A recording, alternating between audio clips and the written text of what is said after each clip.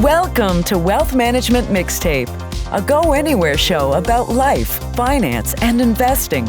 Join Jake Heisler and Tim Miller as they talk about what they're reading, writing, and experiencing. Jake Heisler and Tim Miller work for Quaker Wealth Management. All opinions expressed by Jake and Tim or any podcast guests are solely their own opinions and do not reflect the opinion of Quaker Wealth Management. This podcast is for informational purposes only and should not be relied upon for investment or financial planning decisions. Clients of Quaker Wealth Management may maintain positions in the securities discussed in this podcast. Have you been in a CVS recently? No. In the Morristown CVS? I think there's only one employee now. Really? That's it. And they're still printing out the receipts that are like 6 feet long per receipt. Yeah, you can't change that. That's like what they're known for. But I walked in there today. I couldn't find an employee. People were checking out on their own. You know what I mean? They have this self-checkout aisles. There's nobody up front. So it's like it's the ultimate trust test. People just check out on their own, and it's not even like there's like lines over there. You just literally just walk up. It's the same area as the front door. You could just walk right.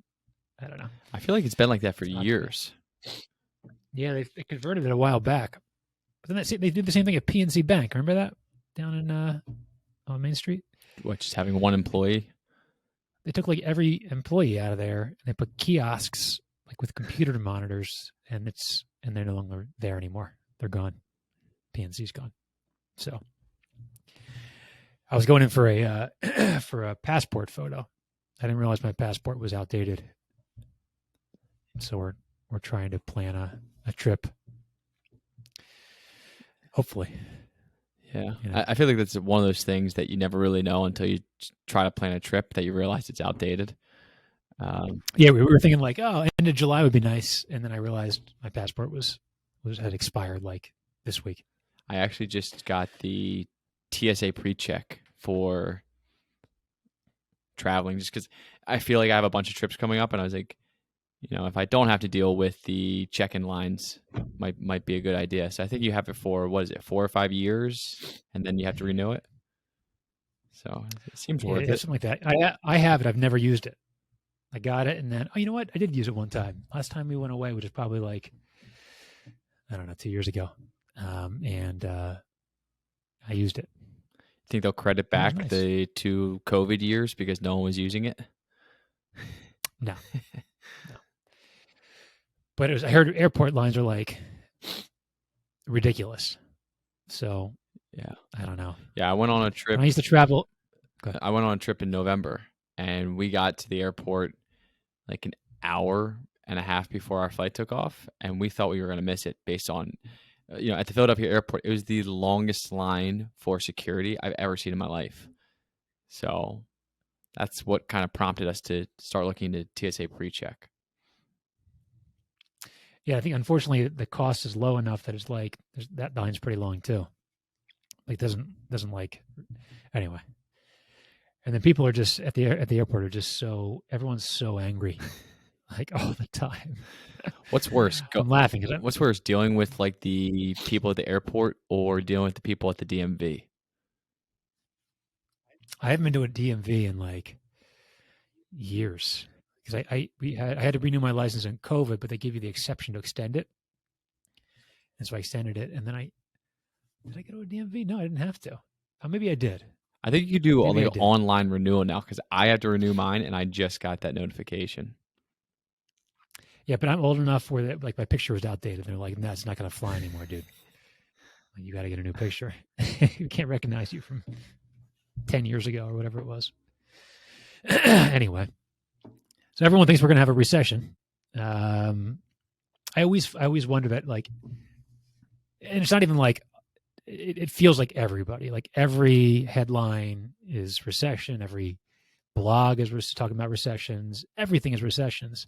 And I always wonder, like, it makes me think like it's not going to be a recession. If the overwhelming consensus is there's going to be a recession, I always wonder, oh man, in our world, a lot of times, the opposite ends up being the case. I think we also think when there's that much bad news out there for this long of a time period, not only are we talking about potential recession and maybe taking the opposite side, as you've just mentioned, like a contrarian indicator of saying, well, if everybody's this pessimistic on the Fed not being able to pull off a soft landing without raising unemployment and putting us into a recession with their tightening cycle, but also it makes me think about like the market bottom. Not saying that's where we are right now, but I feel like every time we see the pessimism, and whether they're interviewing CEOs, as we'll allude to later in the show, or just the general public about how they feel about recessions or the markets right now, it makes me think that we're getting closer to a market bottom. Yeah, and we'll talk about it in a second, but we know that the market bottoms well before the economy bottoms, right? Well before GDP bottoms out. And so that goes back to investing, and that to try to guess the bottoms difficult just to start with, but to wait for the economy to recover is foolish, in that the market's already bottomed and it's already been positive performance.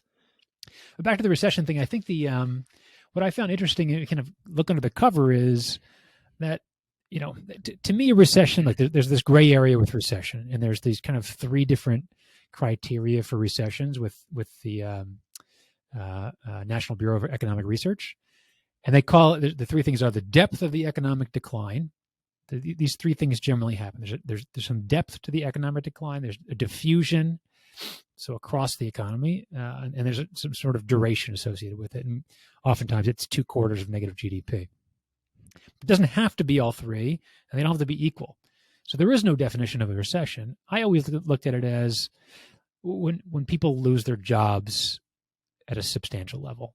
That's a recession, right? People losing their jobs, and or the inability to maintain lifestyle, over a period of time, because of the economic factors. And so, yeah, inflation's a problem. The Fed's trying to play catch up. But what I thought was interesting is that, if you look at just the cash on hand by the average American, that's gone up pretty substantially over the last 5-7 years.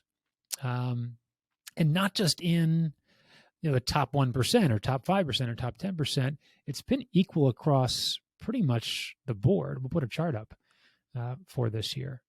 So I found that really interesting. And then you couple that with just the sheer, this makes sense, the sheer amount of cash that's on hand in dollars, which is over like $17.5 trillion, is the highest ever. And so that makes me wonder, like, we can talk about recession all we want, but the reality of the data is that I don't think we're not quite there yet. And that's a byproduct of wage growth or stimulus, I guess a mixture of the two. Sure. But you're right. It makes you think that a recession, by definition of people adjusting their lifestyle downward or losing a job, is generally when people start to think of it as an actual recession. Right. And then we have a chart in here we'll put up too. It's just about previous recessions and the corresponding unemployment rates. And this was, again, so if it goes back to that, unemployment is the key factor, and unemployment has always gone up in prior recessions. And what's really interesting about it is it's doubled. So if we're at 3.6% at the end of May, that means a little over 7% would be where we'd historically go in a recessionary period. We're not really close at this point. What do you think some folks are thinking when they called it, what was it termed, like a year ago? It was termed like the Great Resignation, when people were now, had multiple job offers at multiple companies, trying to find different companies that were work from home or more accommodative to what they wanted to do and accommodate their lifestyle. And I know Jim Cramer always gets a lot of, heat from some of his stock picks or some of the things that he says on air. But we've already talked about this. He's on air for 12 hours a day. He has to say a lot of things. He's not going to be right a lot of the time. but I think he termed it like 2 months ago. We went from having the great resignation where people are now trying to pick and choose what job, and companies are throwing different size signing bonuses at people just to intrigue them to at least apply to their business, to now you have what he termed the great application again. So went from the great resignation to the great application, where the labor market eventually will start tightening. And we've seen that with layoffs at certain companies and certain offer letters being rescinded now that there's economic uncertainty. Yeah, and I feel like that look, the layoffs are getting the headlines. It's mostly tech at this point, but you're starting to see in the mortgage industry, anything that's kind of rate sensitive, that sort of thing. But in jobless claims ticked up a little bit this past month, but continuing claims are still at historic lows. And there's a report that I think the Fed looks at, which is the Indeed, it's the online job site, their job posting data, and that's still really strong. And so it just doesn't, to me, it doesn't feel like, I mean, I know it's high inflation and the Fed's tightening, and so it seems natural that we're going to enter a recessionary period, but we're not there yet. I don't think we're there yet, and maybe we get there. But I think we have a ways to go. I think if this quarter comes in at negative GDP, we're not going to look back in retrospect and call this the recession. That's my feeling on things. Yeah. Could be wrong, but I think unemployment has to go up for there to be a significant or an actual recession. So if we're at 3.6% right now, what level do you think has to reach to, in people's minds, kind of make that shift from thinking we're actually in a recession? Is there a certain number, or is it just? I don't know. Yeah, I don't know. We had that chart. We can put it up here, but it's, the average unemployment rate going into a recession was 4%. So we're kind of there, right? And it's ranged from 6% for a couple of the recessionary periods up to, I take COVID out of it, but up to 10% roughly. So I think a doubling makes sense. But I don't think the data doesn't, not that I don't think, but the data is not supportive of kind of rampant unemployment at this point in time. Again, that can certainly change. And you had mentioned before about the market. You want to go through that? Yeah, real quick. I was just looking at COVID. I know it's an outlier and we don't really include that, but 14.7%. It's unbelievable. And the speed of which that happened too was alarming. Yeah, it was and that's what I try to, for folks who get nervous about the market and just keeping things in perspective, because I know our industry is a lot about keeping things in perspective and long-term investing and the power of diversification and mitigating volatility, is the fact that if you look at 2020 from, February 29th through April 30th, when the unemployment rate spiked to 14.7%, and you think about how the markets fared during that time, down, 30%, 30+%. But when you then look at 2020 as a whole for the entire year, the markets were positive for the year. So, just a reminder to folks, not saying that history is going to repeat itself. I just saw a stat, I think it was yesterday, or I guess it was today because we're coming to the close of the second quarter. But this first half of the year of 2022 has been the worst first half of the year for the S&P since 1970. So it's alarming. People get nervous, but if you look at TV and you read the newspaper or anything else, it's grabbing all the headlines, and it's just negative news day after day after day after day for months on end.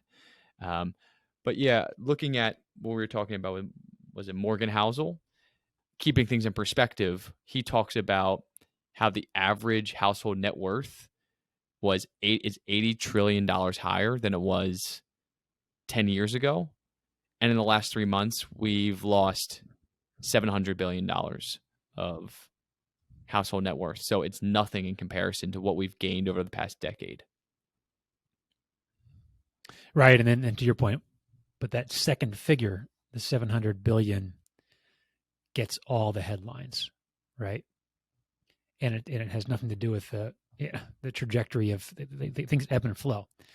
So the trajectory is up, just like the market's trajectory over time is up. And these big numbers get attention in small time frames. But when you zoom out, the story's not as compelling anymore because it's positive, and positive stories don't get clicks. And it's unfortunate. It really is. And I don't know if there's a solution in sight. It's just you almost have to self-police what you're reading, what you're consuming. And that's even harder depending upon, what ideology you believe or want to believe, that sort of thing. And so the problem in our world is that it becomes this panic or this anxiety kind of snowball effect. And you think that this time has to be different. And they're all different. Let's be honest. Every recession is different. It's led by different economic, data or erosion of data. It recovers in different areas faster. But the general process is that the market goes down, the economy goes down second, right? And on average, it's about 116 days before the economy bottoms, the stock market bottoms. And so that it's almost, but it's not always 116 days. That'd be great to know that. But yeah, between 60 and 180 days. I mean, it's a wide range. But the whole point is that then there's if you don't know when the economy bottoms, you have no conceptualization of when a market might bottom. So timing is it's extremely difficult to do. And I know there's really smart investors that can do it. But for the average investor, and frankly, for the average financial advisor, to try to time these things is going to be, in all intents and purposes, a losing battle over time. You might accidentally get it right. I would argue it's the worst thing that could ever happen to you. I mean, if you get it right by accident, you think you've convinced yourself now that you have a leg up over everybody else out there, and it's not gonna last. Yeah, it's not sustainable. It's definitely not sustainable to, over long periods of time, be right about every time there's volatility or a recession, or think of December of 2018. It's so quick, and there's really no indication to start transitioning away from risk assets at that point. So, and that's why we always talk about kind of controlling the things you can control as a client, and do your best to ignore the stuff that you can't control. And one of the things that you can control, and we wanted to talk about today, was around credit cards. and I just thought this was outrageous when I saw this chart. I think it was from Bloomberg. I can't remember. But it was an article in Bloomberg. But the average credit card interest rate is over 20% now. It's just obscene. And it's not like it is ebb and flowing or rising and falling based on interest rates, but that trend is up. And we were in a falling rate environment for the chart. We'll put it up on the screen here, but since 2020, 2000. And you'd think, okay, the rates came down in the beginning of those 2 decades and started to trend back up more recently. But rates were pretty steady and then spiked all of a sudden. It's almost like payday loans. It's trending that direction. It's just not. So I think that the control part of it for folks is, credit cards aren't bad if you're using them properly, right? They can either be, I call it a lifestyle strategy, or a cash flow resource or cash flow crutch, right? As a lifestyle resource, makes a ton of sense. If you pay your balance off every month and you're getting airline points or cash back or Bitcoin, whatever it is, as a reward, that's smart. That's actually adding to your lifestyle. It could be improving your lifestyle. My wife and I are hopefully going to be going on a trip soon, and most of that's going to be from points that we've accrued over the years.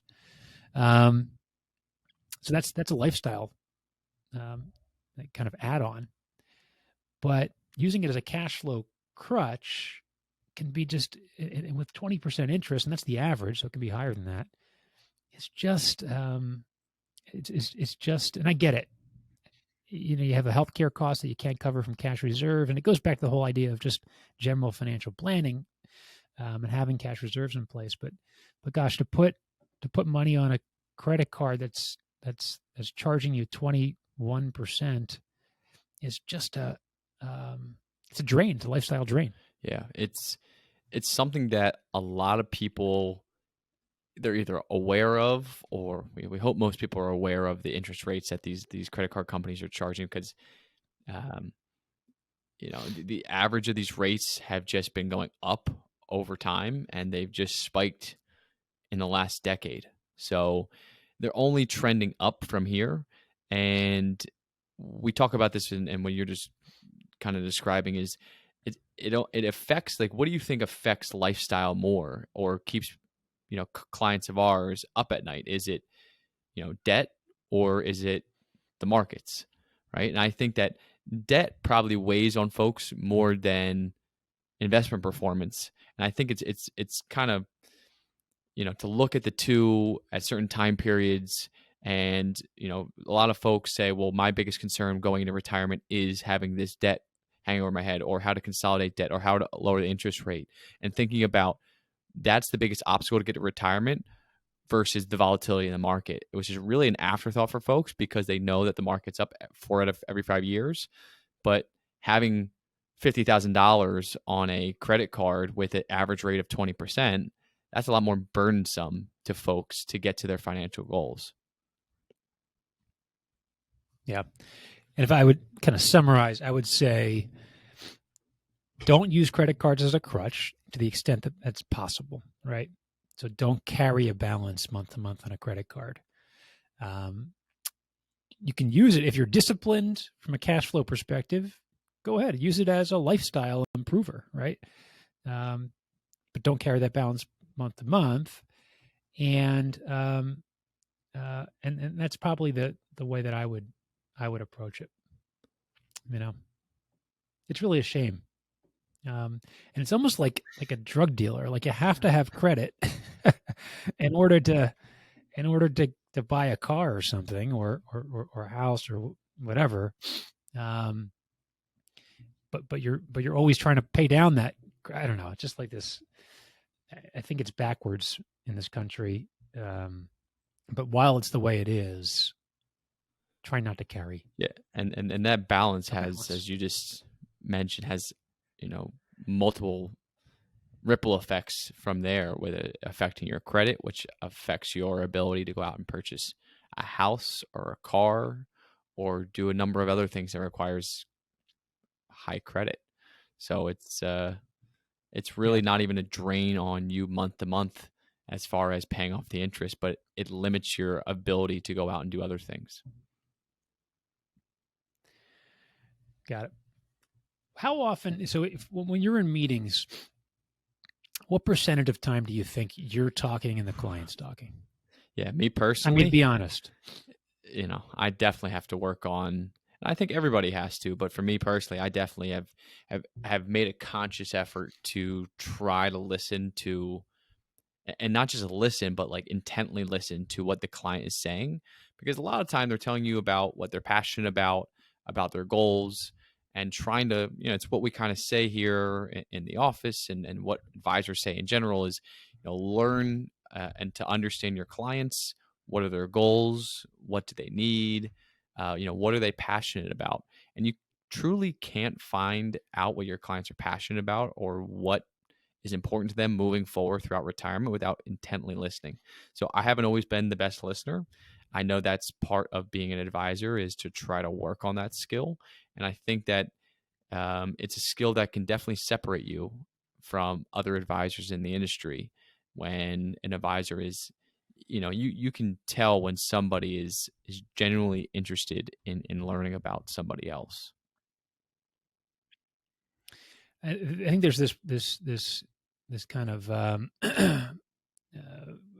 curve or whatever you want to call it that most advisors go through, and that is you learn so much as a new advisor, right? You get your Series 7 or 66 or 65, or eventually get your CFP, and so you've been kind of filled up with all this information, and then you want to be able to share it with people. And so you want to go ahead and be proactive in solving problems. I think as humans, we're kind of wired to solve problems. But the reality is, to your point, to truly understand a person's concerns, what drives them from a financial standpoint, what scares them financially, what they personally experience, what their parents experience, all that is probably more important than us talking about how a Roth conversion adds $50,000 of wealth in the next 10 years, and I'm a victim of it too. I have to get better at it too, but we thought it's always a wake up for me. I was reading a book called Ask by Daniel Solin, and we'll put an Amazon link in the show notes. But it's just about the science behind listening. And to your point, it wasn't just listening and waiting to talk. It's listening and then asking questions based off that sincerely asking questions based off that person's answer, and not to use that to steer your agenda, right? And his point in the book is that not only strengthens relationships with clients, advisor-client, but it strengthens relationships everywhere. And so it's tough to do because I've since I started reading the book, I've tried it out here and there, client meetings or interactions with folks in the office here, and it's tough. You almost forget. You catch yourself talking, and you're like, "Whoops!" Back to the old habit that I've had for 40 years, wherever I started talking. And people love to talk about themselves, so it's this thing where. In the book, he outlines that scientifically, when you talk about yourself, like I've been doing for the last 4 minutes, I just realized, it releases dopamine, and so it's almost like a drug reaction in your brain, the person's brain, and then the opposite happens when the person's talking at you again, like I am right now, which is it almost creates cortisol. It releases stress hormones that it almost. It defeats the purpose of why you're talking. Do you think, like, to that point, a couple things? So do you think to that point, when you're talking at somebody who usually a prospective client who is not in the industry, might not have the knowledge that obviously we do on a daily basis, and it's just like I see a lot of like prospective clients is why you're thinking about partnering with us as an advisor is to help you navigate what we do best, which is investment management and financial planning. And we would never try to do some of the jobs that our clients have because we don't even know where to begin with some of their jobs. So I think just going back, and I think like when we are coming into a meeting, we also have to keep in mind that there's a lot of folks who they're a little intimidated by understanding Roth conversions or different Medicare surtax implications. They don't really understand the depth of financial planning or investment management, why we're doing sector rotations. And I think that can be intimidating and in some cases turn people off because it's not really what they came in to do. They came in to find somebody that they can align with and connect with and see eye to eye on really their life moving forward into retirement. And then I also wanted to touch on something you said at the start, which was breaking into the industry as an advisor. And that's something I can definitely relate to, being in this industry for, I guess it's 7 or 8 years at this point. But you're inundated with so much information at the start, Series 7, Series 63, Series 65. And you're right. You want to come in the industry and you want to show people that you know what you're talking about. You want to impress people, whether it's a coworker or a boss or a prospective client. But I also think there's some truth to being a younger advisor like myself, trying to cover up your age as well.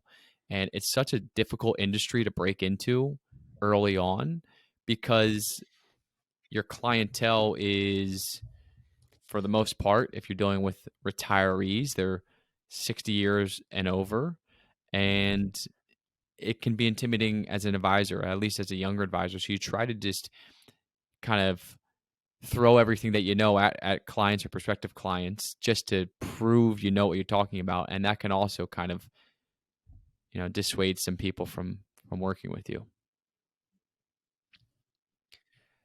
Well, in the beginning as an advisor, you're right. You're kind of deathly afraid of people finding. It's almost like there's this imposter syndrome that people are going to figure out that you shouldn't be doing this, or so you feel the need to promote yourself and promote the ideas that you understand, and you're almost fitting the client into these concepts that you find interesting and you find to be problem solving.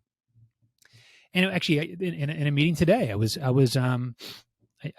had a really good conversation with a client, and we have our PowerPoint slides for clients that are printed out and on our big screen in our conference room or on a Zoom meeting, and you feel compelled to get through it all, right? To like tag each, same thing for an introductory meeting. We have all these, but we got through the first 3 slides, and that was it. The rest was conversation about traveling and concerns around kids and some expense related stuff. And it was pretty much at the end of the conversation was, well, look, here's the things that I have homework on for you. I said, look, would it be helpful to go through where our analytics are right now or any? No, I'm good. Normally I would have just bulldozed right through it and said, oh, look, let me just touch on our analytics, when it would have been kind of the glazing over point for clients. So, and this book is a good reminder of that, So I think the takeaway for me, and I'll ask yours in a second, but was just listen more than you speak. And one of the really cool things that he outlines in there is just a visual thing, and I'm a visual learner, is in a conversation with anybody, doesn't have to be a client, when the other person is talking, imagine a green light on their forehead. And when you're talking, imagine there's a red light on their forehead. And the objective is keep the green light on as long as possible. Yeah, I think to that point, obviously to have a conversation, you're going to have to talk at certain points when you're explaining kind of our services or investment management or whatever it is. You're going to have to go through some glazing over phases where people, might be over the head or just might not be interested in. But I think it's really important to be able to learn to read body language early on, and just kind of, like you said, you might have seen something or a shift in the conversation where you're going through your PowerPoint as normal, and you said, you know what, let's shift to focus about you. You might have seen them kind of drift off, and what you realized in the end, that was probably the best case scenario, because if you hadn't stopped after 3 slides, you would have bulldozed through the entire presentation, not realizing that our analytics and sector rotation probably wasn't the most important thing to that particular client. So I think that's extremely important. Right. Yeah. It was interesting at the end of the meeting as we was just soliciting feedback for our firm. What could we do better? Nothing. You guys are great. It was like the best answer I could have ever got. I've told you, told a couple of my friends about you guys already, that sort of thing. I don't know if it was a direct result of the conversation, but anyway, it was helpful. I would encourage, we'll put a link to the book in our show notes, but I would encourage, especially financial advisors. I think it's any industry where there's a technical component to it, and you feel like you need to show people how much you know. But really what it comes down to is the meaningful relationship you're creating more than anything, and then understanding the client. Should we shift into? I think we should skip the next topic. I was going to say we skip it. The AI stuff. Next episode. It's up to you. We go right to the beer thing. I think so. It's a pretty heavy episode. Yeah, AI pretty heavy get topic. Really, really involved. Why don't you tee it up for next episode? So we were discussing this before the show, but just the rate of advancement in technology, specifically AI, can definitely help certain things that we try to do, but how certain folks view, progression in technology can be different. And we'll touch on this next show, but using the voice of people who might be deceased at this point. And some people might say, oh, that's a great way to, remember them. Others might think it's a little bit creepy to have your grandmother talking to you 10 years after she passed away. So the rate of advancement in this space is something I think we should really dig into on the next show. The one thing I'll say about it is one of the smartest, I'll call him a futurist, who works for Google now, thinks that by the year 2100, so 80 years from now, two things. One is that some baby boomers today will still be alive then because of healthcare advancing at such a rapid rate, and in a large part because of AI. And the second one is that artificial intelligence will have the same rights as human beings.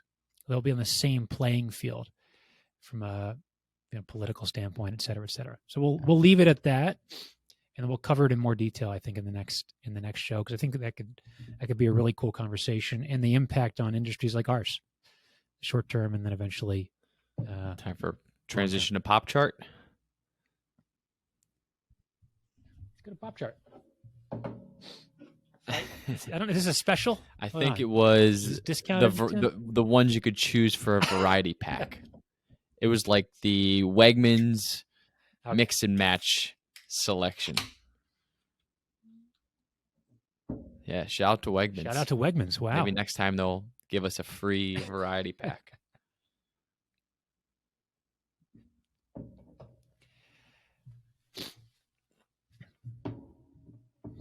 Well, maybe when we get our millionth download, like, how close are we to that? 900,000 away. Very far.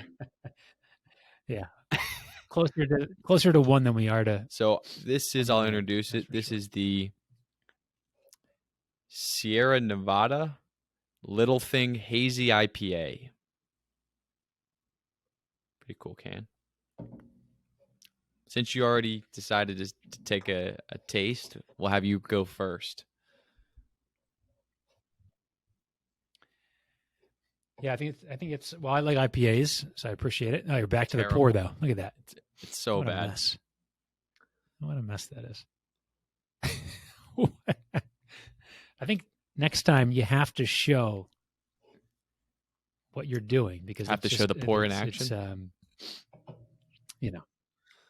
Yeah, I think so. I have to critique it and why I keep ending up with the same terrible result.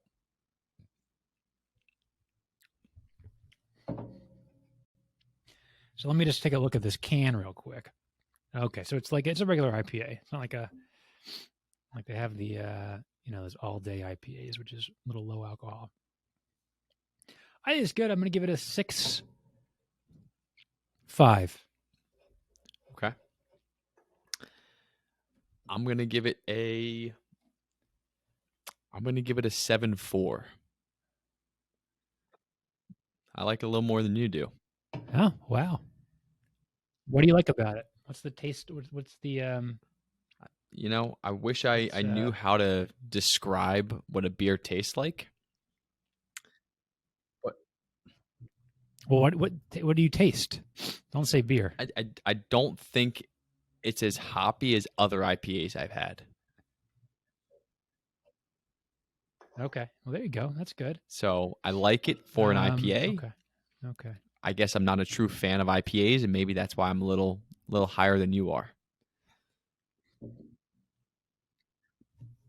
No, you would like. You probably, if you had an IPA, you would like the 16-minute IPA or whatever from Dogfish Head in Delaware, because it's a little breadier. I don't even know what that's supposed to mean. To be honest. I imagine myself listening to myself back, which first of all is just a hard thing to do anyway. You know that. listening to yourself. I have another thing I got to tell you before we get off this in a second. But when I say stuff like breadier, it's just a ridiculous thing to say. But I don't know. It tastes like you're eating bread a little bit. Like it's I don't know. Yeah, I don't know if that's I where don't know you're how going to with that. Like bread, Quick breadier. sports update. Breaking news about an hour ago. I guess 30 minutes before the show, that Kevin Durant has requested a trade out of Brooklyn. So you have to put Maxey in that deal. Maxey would have to go in that deal. Would you do it? So if you got Kevin Durant, James Harden, Embiid, it looks like PJ Tucker, but you're giving up Tobias, who you're fine parting with, Matisse, who you're fine parting with. It's really just Maxey. I would assume you'd probably have to give up 2 first-round picks as well. The only problem is, what other first-round picks do we have left? Don't we have did we give all those up to Brooklyn already? Yeah, we don't. They're going to have like the Sixers first-round pick. Well, nobody wants a first-round pick if you're good, because it's at the end of the round, right? So you want like a 27, 20, I thought the Sixers already gave that up. Pick. They gave them Well, they might have mortgaged their future already. They've already given it up. I can tell you right now that there's probably little to no chance.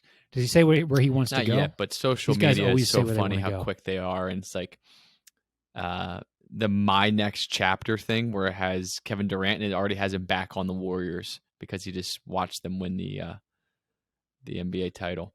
I was going to say, I also... Phoenix and Miami are among 2 teams that Kevin Durant has on his wish list.